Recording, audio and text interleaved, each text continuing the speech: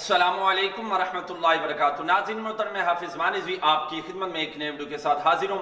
नाज़रीन मोहतरम, अल्हम्दुलिल्लाह सुम्मा अल्हम्दुलिल्लाह, हमारी जो रैली थी और वो क़िबला अमीरुल मुजाहिदीन के दरबार से दाता दरबार की तरफ रवाना हो चुकी है और अल्हम्दुलिल्लाह बहुत ही बड़ी तादाद के अंदर, कसीर तादाद के अंदर जो कारकुनान हैं उन्होंने उसके अंदर शिरकत की है।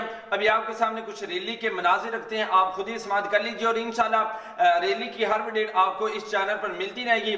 आप हमारे चैनल के साथ जुड़े रहिए।